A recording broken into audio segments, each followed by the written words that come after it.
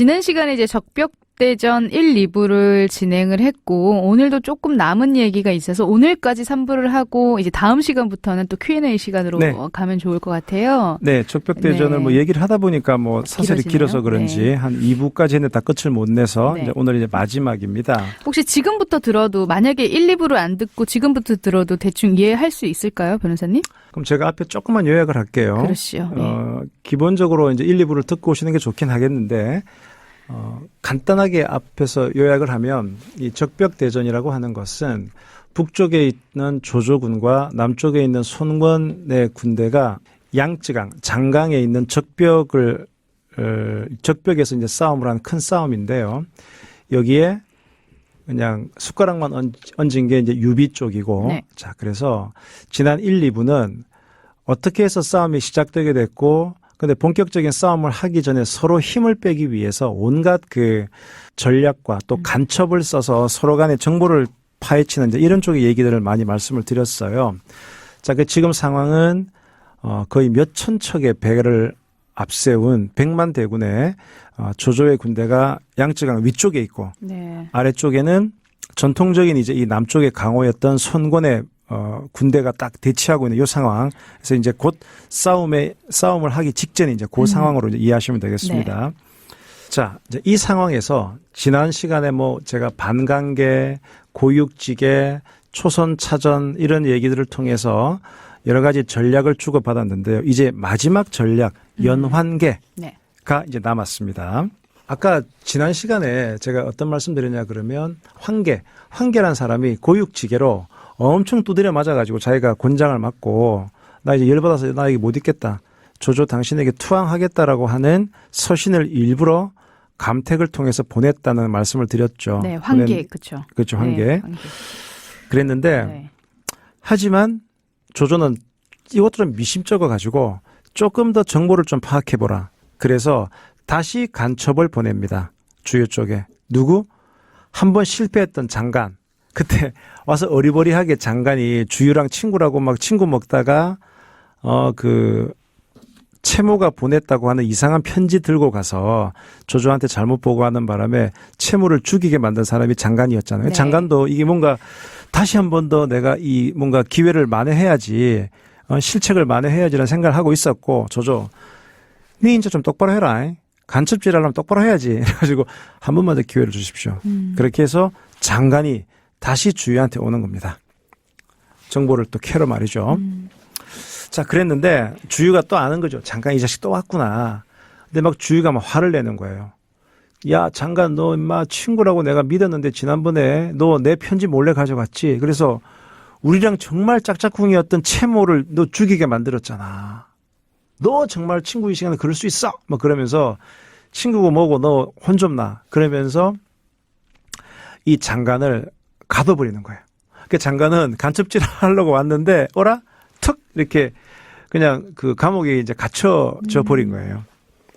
그래서 이 정말 좀 황당하다 그러고 있는데 근데 거기에서 누구를 만나느냐 그러면 네. 뭐 사실 엄밀히 말하면 감옥은 아니고 이제 어떤 암자 같은 데 딱 가둬버리는 거예요. 암자 네. 같은데. 근데 그 암자에서 엄청나게 못생기고 키가 작은 어떤 남자를 만나게 돼요. 네. 정말 못생겼어요. 네.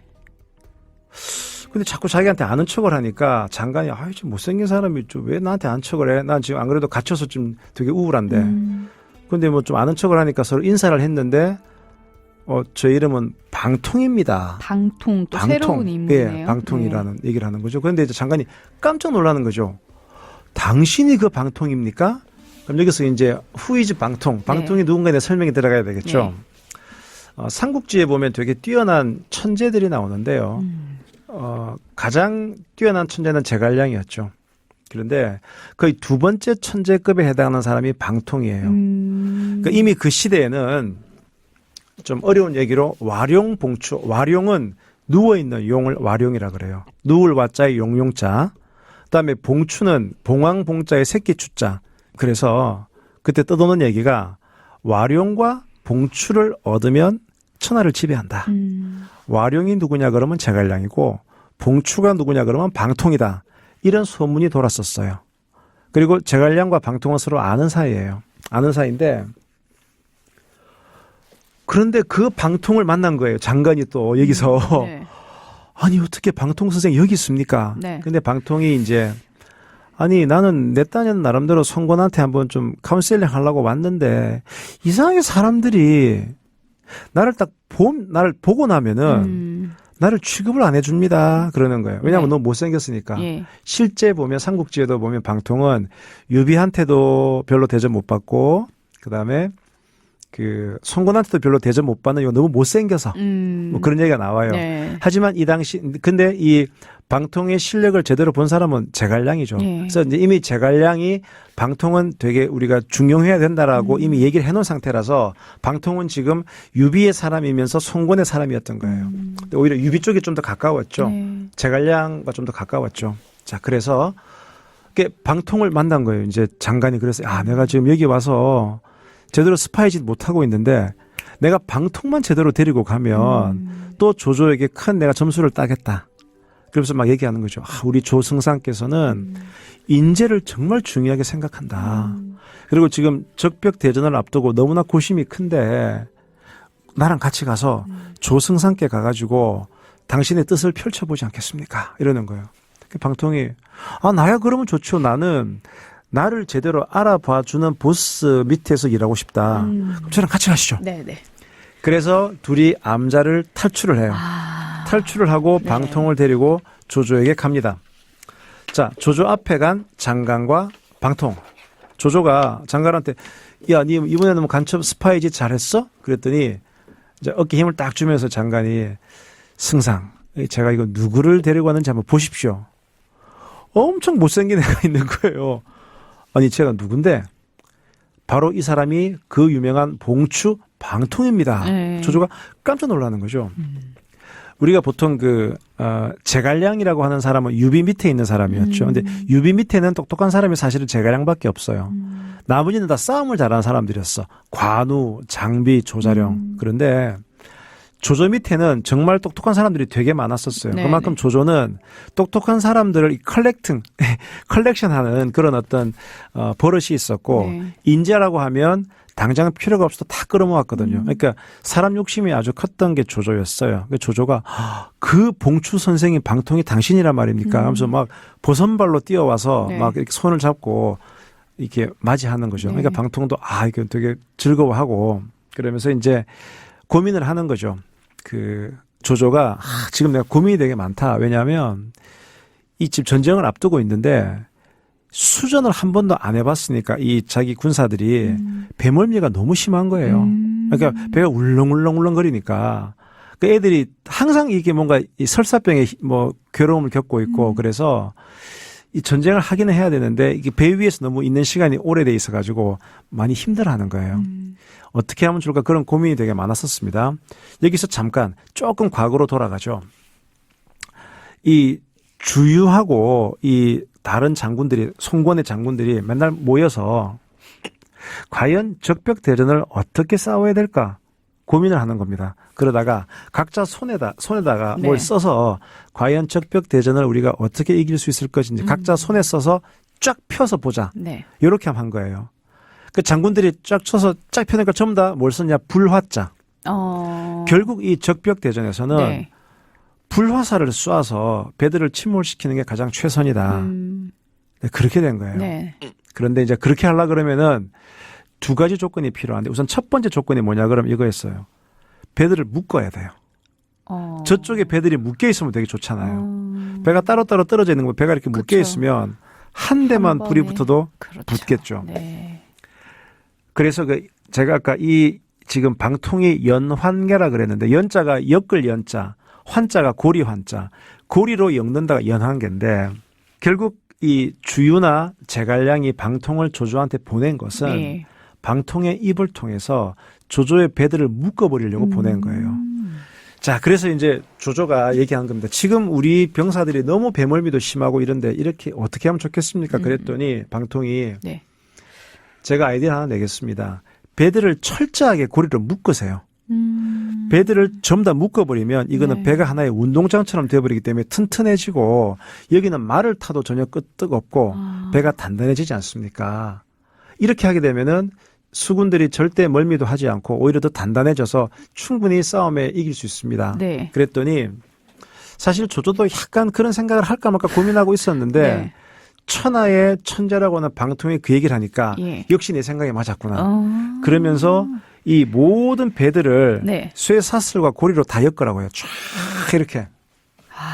그렇게 쫙 엮으니까 이제 배가 탄탄해지는 거죠. 그러니까 정말 이 수군들이 전혀 이제 울렁증이 사라지는 거예요. 그런데 그때 조조의 1등 참모였던 정욱이라는 사람이 얘기하는 겁니다. 승상, 이거 좀 불안합니다. 뭐가 불안해? 이렇게 배들이 묶여 있으면 만약에 저놈들이 화살을 쏴가지고 이 한 군데라도 불을 이렇게 질러버리면 불이 다 번지지 않겠습니까? 라고 얘기를 하는 거예요. 그런데 이때 뭐라고 얘기하느냐? 조조는 걱정하지 마라. 나도 그 생각을 했는데 그때가 겨울이었거든요. 이게 서기 208년 11월 12월 겨울 얘기예요. 지금 이게. 겨울에는 북서풍이 불어요. 북서풍이라고 하는 것은 북서쪽에서 이렇게 북서쪽에서 불어오는 바람이란 말이죠. 그러면 한번 생각해 보세요. 그림을. 위쪽 북쪽에는 지금 조조의 배들이 쫙 있어요. 네. 남쪽에는 손권의 배들이 있어요. 네. 그럼 바람이 북에서 불어오고 있으니까 그렇죠. 화살을 쏴도 남쪽에서 화살이 제대로 뻗어가지도 않고 네. 설령 이렇게 화살이 그 배에 닿는다 하더라도 바람이 이렇게 북쪽에서 불어오기 때문에 금방 꺼질 수 있고, 그러니까 이게 북서풍을 이렇게 바람을 맞받은 상태에서 손권 군대가 화살을 쏜다는 것은 쉽지 않은 거예요. 그래서 나도 그 생각을 안 한 건 아닌데 봐봐라. 이렇게 강한 북서풍이 불고 있는데 화공, 불로 화살을 쏜다는 것은 쉽지 않다. 네. 이렇게 얘기를 하는 거죠. 그러면서 이제 다 이렇게 똘똘똘똘 이제 묶어버리는 거죠. 그러니까 야 역시 방통 선생 당신이 정말 뛰어납니다라고 뭐 상을 주고 막 그랬어요. 그래서 방통은 사실은 그 배를 고리로 묶는 역할을 하러 온 거잖아요. 그 얘기하고 자기는 살짝 도망가려고 하는데 누가 갑자기 뒤에서 콱 찌르는 거예요. 그렇죠. 내 이놈, 너 말이야, 전부 다 통구이를 만들어 버리려고 이렇게 왔구나. 그러니까 누구지? 아니 누가 이렇게 내 생각을 알았을까? 어디서 감히 그런 못된 짓을 하고 그래? 돌아봤더니 아는 친구예요. 그 친구 이름은 서서. 서서란 사람도 되게 천재예요. 아, 이 자식, 나 놀랬잖아, 서서. 야, 방통 너 오랜만이야. 서서가 누구냐, 그럼 지금 조조 밑에 있는데, 원래 유비 밑에 있었던 사람이에요. 네. 그런데, 네. 아까 그랬죠. 조조가 되게 사람 욕심이 많다고. 네. 그래서 서서를 끌고 오려고 서서의 엄마를 인질로 잡아서 서서가 어쩔 수 없이 조조 밑에 와 있는 상황이었어요. 그러니까 서서는 조조 밑에 와 있지만 조조가 싫은 거예요. 그러네요. 그러니까 예. 방통이 이제 조조를 망가뜨리게 하려고 왔잖아요. 그러니까 쿡 찌르면서 너 그랬지? 그러면서도 너 기발하다. 그러니까 방통이 역시 너는 파악했구나. 그런데 이제 사실 서서는 뭐 자기 보스인 조조가 죽든 말든 상관이 없는 거예요. 그런데 이런 걱정을 하는 거죠. 야, 방통. 너 지금 우리 이제 배를 다 묶어놨으니 자칫 잘못하면 우리가 다 타 죽을 텐데 나 여기서 죽기 싫다. 라고 얘기를 하는 거죠. 그러니까 방통이 그럼 내가 꾀를 내줄게. 너는 도망갈 수 있게. 여기서 나온 사자성어가 네. 유어탈조라는 사자성어가 있거든요. 네. 자, 이거는 좀 뭐냐 그러면 지금 서서는 사실 도망가고 싶은 거예요, 여기서. 근데 빠져나갈 방법이 없잖아요. 그러니까 방통이 내가 너만 빠져나가게 해줄게. 그리고 어떤 작전을 펴느냐. 이 조조의 진중에서 그 소문을 막 내는 거예요. 어떤 소문을 내느냐. 지금 조조가 장강, 양쯔강 쪽에 내려와서 송군이랑 막 싸우려고 하는데, 그 조조의 뒤쪽,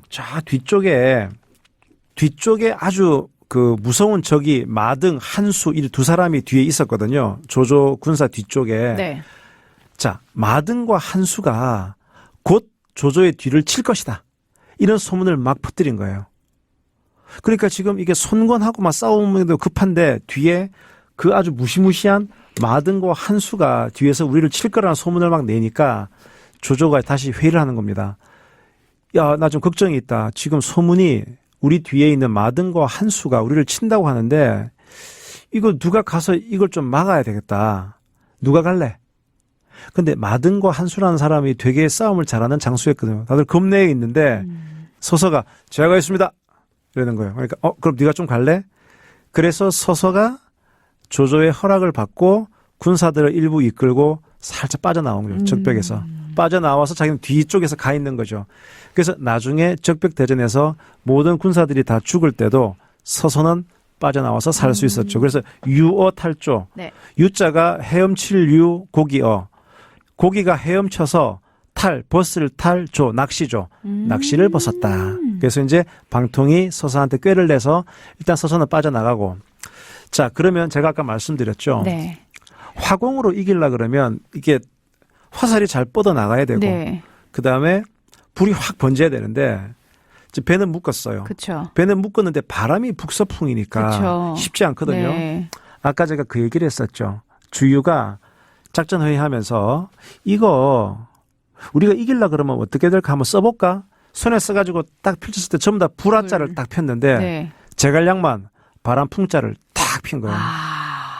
그래서 그 주유가 웬 바람 풍이요 그랬더니 네. 예, 저도 화공을 하는 게 맞다고는 보는데 네. 지금 북서풍이지 않습니까? 북서풍인 상황에서 활을 쏘면 그게 오히려 우리한테 더 옵니다. 불이. 그러니까 바람을 바꿔야 됩니다. 그 바람 바꾸는 걸 제가 할게요. 이렇게 얘기하는 거예요.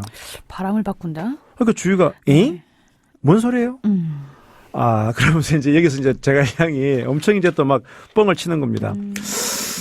제가 신통력이 있습니다. 신통력이 있어서 바람의 방향을 바꾸는 그 도수를 제가 알고 있습니다. 네. 그것을 쓸 수 있는 사람이 지금 이 땅에 3명밖에 없는데 그중에 1명이 전데요. 네. 저한테 시간을 주시면 네. 제가 딱 하루 이 북서풍을 동남풍으로 바꿔드릴 테니까 네. 그 타이밍에 화공을 하십시오. 그런 거예요. 그 주유가 뭐래 쟤? 그 또 뭐지? 제갈량이 또 친구 있던 노숙 또 쟤 뭐래 쟤 완전 네, 맛이 갔나? 네. 하지만 또 노숙은 지난번에 그 화살 그 10만 개를 빌려온 네. 그 실력을 아니까 그렇죠. 야 제갈량이 뭔가 믿고 저러나? 근데 주유는 야 아무리 화살은 그렇다 하더라도 바람의 방향을 어떻게 바꿔? 지금 말이 돼? 근데 이제 여기서 제갈량이 한술 더 뜨는 겁니다. 제가 도수를 하려 그러면 좀 이게 상당한 그 뭐랄까 노력이 필요합니다. 그래서 산에 그 칠성단 단을 막 쌓고 그 한 몇백 명의 병사를 저한테 주십시오. 그래서 그 병사들이 같이 막 절을 하면서 저는 이제 머리를 풀어 헤치고 거의 절을 계속하면서 이렇게 기를 모아야 됩니다. 네. 그래서 제가 딱 신호를 주는 어느 시점에 네. 바람 방향이 바뀔 테니까 네. 그때 공격하십시오. 이렇게 된 거예요. 그래가지고 이제 막 요구사항이 있는 겁니다. 이렇게 단을 어떻게 세워주고, 그 다음에 큰 뭐 무대를 만들고, 이렇게 자기는 옷을 희한한 걸 입고 막 부채를 들면서 막 오는 거예요. 그리고 자기를 보필해줄 병사들을 다 이렇게 도열시키고 같이 절하게 시키고. 그러니까 주유가, 야, 저게 말이냐 된장이냐 그러면서도 네. 또 제갈량의 실력을 또 아니까 어떻게 네. 함부로 할 수 없는 그쵸. 거예요. 그래서 만반의 준비를 하고 바람 방향이 딱 바뀔 때만 기다리고 있는 거예요. 그러면서 동시에 제갈량은 뭘 하느냐? 그 자기 그 보스인 유비한테 미리 얘기하는 겁니다. 제가 미리 내가 도망을 가야 되니까 몇 월 며칠까지 그 조자룡이를 어디로 보내주세요. 조자룡이 보면 유비 밑에 있던 되게 뛰어난 장수지 않습니까? 왜냐하면 제갈량은 직감을 한 것이 어느 시점에 주유는 나를 죽이려고 할 것이다.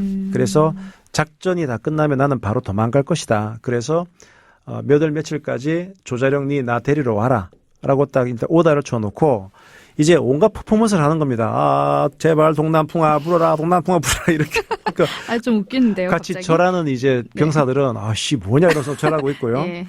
자 그랬는데 이제 과연 동남풍을 불러왔냐 마냐 이게 말은 되게 많은데 이걸 뒤에 사람들 이렇게 해석하는 겁니다. 이게 기본적으로 그 손자병법에도 나오는 얘기인데요. 장수는 병사들도 잘 알아야 되지만 천문 그러니까 이 기상 환경이 정말 중요하다는 얘기를 되게 많이 해요. 손자병법이.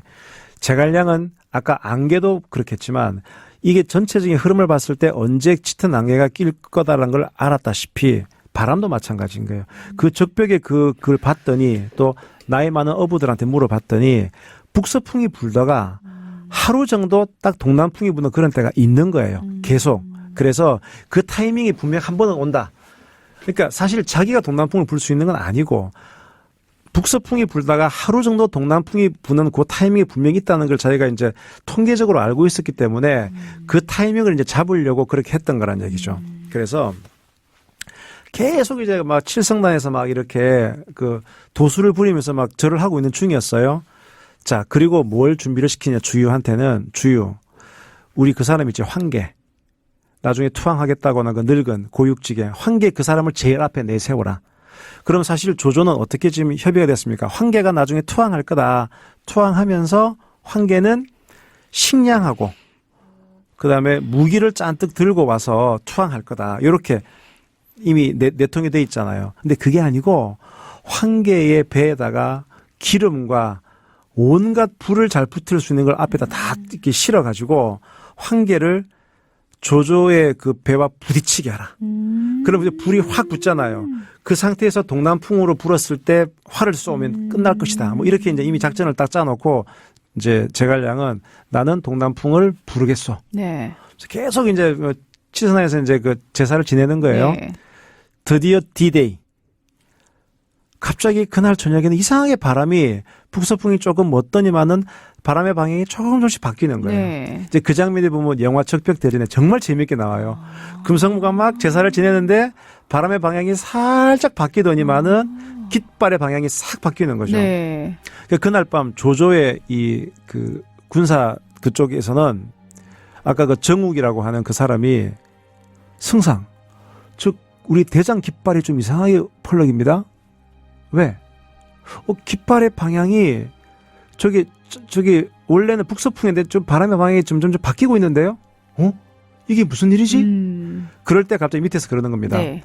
앞에서 배가 지금 오고 있습니다. 예. 그런데 그 배 제일 윗머리에 황계라고 쓰여 있네요. 네. 그 말은 아까 말한 대로 고육지계로 인해서 우리한테 투항하기로 한 그 늙은 황계가 투항하러 온다는 거죠. 그러니까 조조가 걔는 받아들여. 왜냐하면 우리한테 짜고 하는 거니까. 걔네들이 무기하고 많은 식량을 가지고 오기로 했으니. 근데 이미 바람의 방향을 바뀐 걸 안 상태였기 때문에 황계는 출발한 거고, 황계는 거기에는 그 뭐 무기나 식량이 아니고 집단에다가 기름을 잔뜩 부어가지고 이제 불만 땡기면 불이 확 붙을 수 있는 그런 그 자체가 하나의 화염 덩어리를 배를 쫙 몰고 오는 네. 거예요.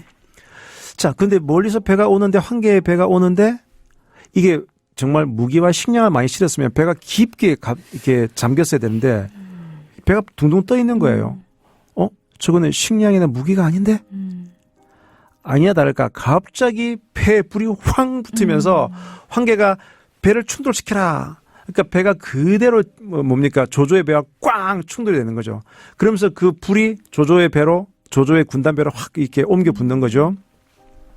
일단 주인은 황당한 거죠. 주인은 네. 바람방이 바뀌었네. 뭐야 이거. 그래서 그렇죠. 야, 일단 쏴라 일단. 네. 그래가지고 불화살이 엄청나게 확 이제 그 조조의 그 배로 그 조조 군사 배로 불화살이 하늘을 빨갛게 이제 이끌면서 날아가는 겁니다. 그거 역시 적벽대전 영화 보면은 아주 멋지게 나와요. 네. 그러니까 바람의 방향이 바뀌었지. 네. 그다음에 황계의 배가 앞에서 완전히 불을 다 질러버렸지. 그렇죠. 이게 불이 완전 조조 군단 배로 막 계속 막 밀어붙이는 거죠. 그러면서 정말 그 양측한 그 벽은 이 불길로 벌겋게 적벽이 되어버린 거죠. 그러니까 뭐 제대로 어떻게 싸워보지도 못하고 조조의 군사들은 박살이 나버린 거예요.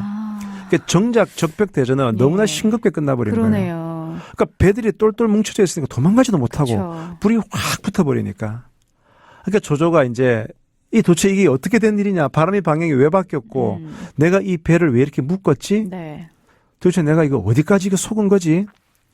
근데 참 주유가 대단한 것이 그렇게 한편으로 조조를 치면서 일군의 군사들을 모아서 얼른 제갈량 죽여라. 그래서 제갈량이 머리 풀어헤치고 쇼한 대로 막 뛰어간 거예요. 아니야 다를까 제갈량은 이미 조자룡 불러가지고 네. 빠이빠이 하고 이제 떠나버린 상황인 거예요. 제갈량은 임무 끝. 미션 멋지다. 컴플리트. 네. 그러니까 주유가 그때 그런 얘기를 했다고 그러더라고요. 주유가 어찌하여 하늘은 주유를 내고 또 제갈량을 낳게 했는가. 그러니까 이 한 시대의 영웅 둘이 있을 수밖에 없구나. 네. 뭐 이런 얘기를 했다고는 하는데 어떻든 정작 이 적벽 대전은 너무나 허무하게 화공으로 끝나버리게 되었습니다. 자, 그다음에 요 뒷이야기를 제가 말씀드릴게요. 네. 좀 뒷이야기가 있어요. 네. 자, 지금 이제 여기는 어느 무대냐 그러면 유비의 거처예요. 이제 유비의 그 거처로 제갈량이 돌아왔죠? 제갈량이 이제 미션 다 마치고 돌아와가지고 이제 그 조조가 분명히 도망갈 거거든요. 그 배에서 도망쳐서. 그 조조의 퇴로를 어떻게 끊느냐 그거와 관련해가지고 이제 유비의 군사들, 장군들을 해놓고 각 지점별로 야 너는 여기, 너는 여기, 너는 여기 그렇게 해서 각 지점별로 조조의 군사들이 퇴각하면 쫓아라 라고 해서 장비는 여기에 있고 조자룡은 여기 있고 이렇게 딱 배치를 해줘요. 그런데 제일 싸움 잘하는 관우한테는 아무런 역할을 안 주는 거예요. 그러니까 관우가 아니 제갈 승상 왜 나한테는 아무런 그 역할을 안 줘요. 그러니까 딱 그러는 거예요. 제갈량이 못 믿겠어. 당신은. 네. 그러니까 관우가 뭔 소리요? 자, 여기서 우리가 관우와 제갈량의 관계를 좀 볼 필요가 있어요. 원래 유비가 보스잖아요. 유비하고 제일 친했던 게 장비랑 관우죠. 이 세 명은 형제지간처럼 그 도원결의를 맺었는데 그 뒤에 나이가 훨씬 어린 제갈량을 데리고 온 거죠. 유비가. 그러면서 유비가 관우랑 장비한테 야 너는 싸움은 잘하지만 머리는 안 되잖아. 제갈량 저 사람 정말 천재야. 난 저 사람 필요해. 그래서 어쩔 수 없이 머리를 숙이지만 관우나 장비는 네. 저 자식도 싸움도 못하는 게 말이야. 이게 약간 이제 무시하는 게 있는 그쵸. 거예요. 그러니까 제갈량 입장에서는 네. 작전을 세우고 지휘를 할 때 다 말 잘 따라줘야 되는데 관우와 장비가 항상 껄끄러운 거예요. 내가 유비랑 친한데 특히 관우는 너무나 존경을 받고 있으니까. 그래서 결과론적으로는 제갈량의 관우를 한번 좀 꺾을 필요가 있었어요. 이제 그 얘기가 나오는 거거든요. 네.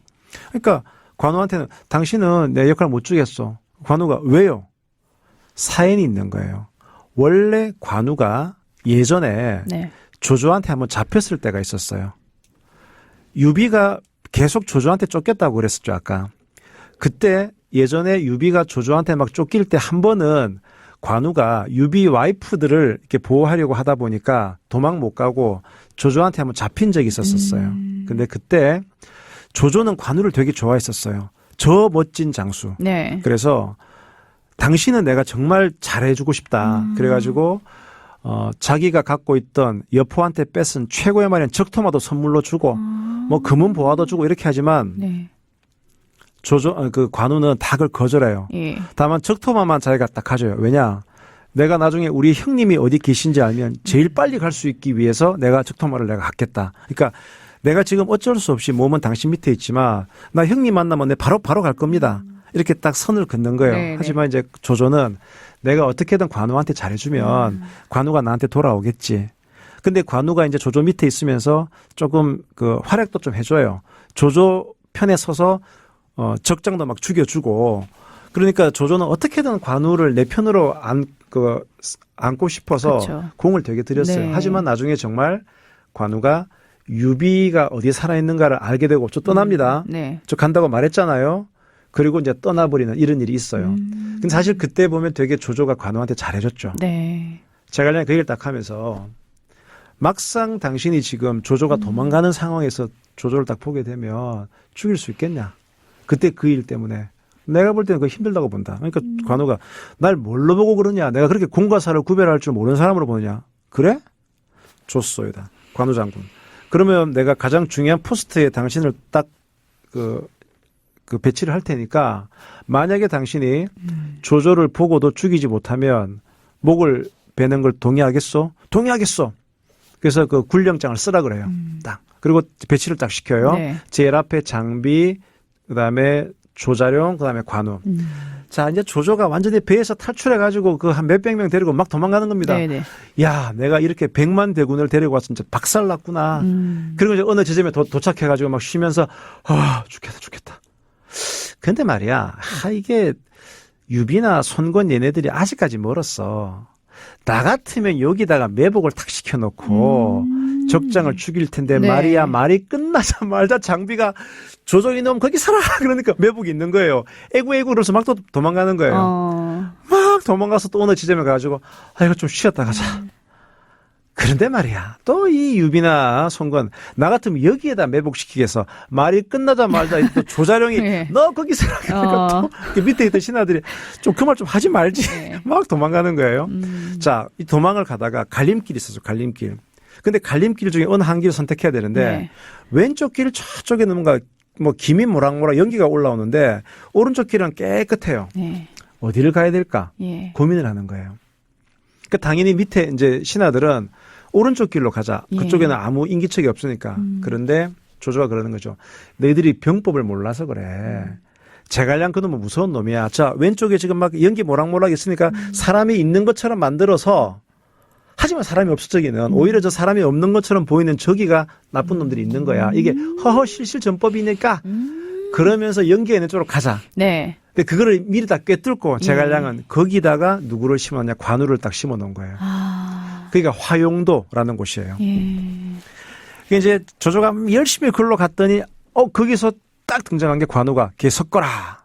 조조가 아이고 죽었구나. 지금 장비나 조자룡은 적절히 버텨왔는데 관우는 도저히 싸움으로는 이길 수가 없거든요. 난 이제 죽었구나. 그런데 여기서 이제 조조가 완전히 이제 무릎을 꿇는 거예요. 관장군 오랜만이요. 어떻게 지내셨어 그동안. 그러면서 옛날 얘기를 막 하는 예. 거예요. 근데 이제 관우가 이러면 안 되는데 그런데 내가 정말 당신 남자로서 좋아하는 거 알지. 그러니까 그 의리의 관우가 네. 결국은 가시오. 이렇게 된 거예요. 조조가 정말 고맙소. 그리고 그 화용도를 피해서 이제 간 거죠. 자, 나중에 이제 다시 다 모여서 결산할 때 제갈량이 물어 보니까 결국 관우가 조조를 죽일 수 있었는데 못 죽였잖아요. 그러니까 당신 말이야 분명히 나한테 그렇게 군량장 썼지. 그거 놓치면은 죽임을 당하겠다고. 이렇게 관우가 할 말 없잖아요. 당장 도끼를 가지고 와서 저 목을 베어버려라. 그러니까 이제 유비가 난감해진 거죠. 유비가 막 아이고 제발 제갈량 한 번만 좀 파줘라. 그러면서 우리가 도원결의 할 때 우리 네. 장비 관우 나 네. 우리 다른 날 태어났지만 같은 날 죽자고 그랬거든. 그쵸. 지금 관우가 죽으면 나도 죽어야 돼. 사정 해서 거기서 살려주죠. 아. 그래서 거기서 이제 한번 제갈량이 관우의 길을 꺾죠. 아. 근데 그게 또 비하인드가 이런 게 있어요. 그러면 그렇게 관우가 조조를 살려줄 줄 알았다면 예. 차라리 제일 마지막에는 그런 흔들림이 없을 조자룡이나 장비를 놔두면 될 거 아닌가 그랬는데 또 이런 뒷얘기가 있어요. 제갈량은 이 하늘의 천문을 잘 볼 수 있잖아요. 별자리를 딱 보니까 아직 조조가 죽을 때가 아니야. 조조가 살 것 같아. 그럼 기왕 조조가 살 것 같으면 관우를 한번 꺾을 수 있는 찬스를 만들자라고 했다. 뭐 이런 식의 또 얘기가 뒤에 그렇군요. 흘러나오고 있습니다. 네. 이제 여기까지가 네. 그래서 이제 아주 조조는 박살이 나고 이로 인해서 조조의 세력은 줄어들고 손 안 대고 코푼격인 유비는 힘을 기르게 되고 밑에 이제 손건도 힘을 기르게 되고 그래서 이제 유비와 조조와 손건의 세 나라가 딱 서로 이렇게 삼각형을 이루는 삼국시대가 제대로 탄생이 성립이 되게 된 거군요. 겁니다. 아.